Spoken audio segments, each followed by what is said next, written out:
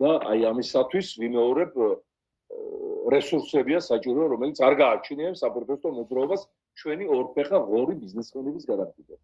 ესენი ყველა უნდა იქნას მხილებული ივანიშვილის ძუძუს წოვაში. და იმ რძის მაგივრად იქნება დალიონ შხამი, დავალევინოთ შხამი. ეს სავსებით ობიექტური განაჩენი იქნება მათთვის. ის არ იყო რომ ჩაიგდეს ხელში ჩვენი ქონება და საქართველოს განადგურეს და აშიმშილებენ დღემდე თავიანთი გაქცეული შვილები საბედნიეროდ, ის არ იყო. ეხლა ხედავენ აი ვითარებაშია ქვეყანა და კიდევ არ უნდათ გაღება ელემენტარულის თავისი სამშობლოსთვის, რომელსაც სამშობლოდ არ თვლიან და ამიტომ ყიდულობენ მადრიდში, მერილენდში, ბალტიმორში სახლებს და რემონტი უჯდებათ მარტო $1,000,000 და ასე შემდეგ. არ თვლიან სამშობლოდ, ამიტომ ვინც არ თვლის სამშობლოს საქართველოს, მას აქ ბიზნესის გაკეთების უფლებას აღარ მიუცემს.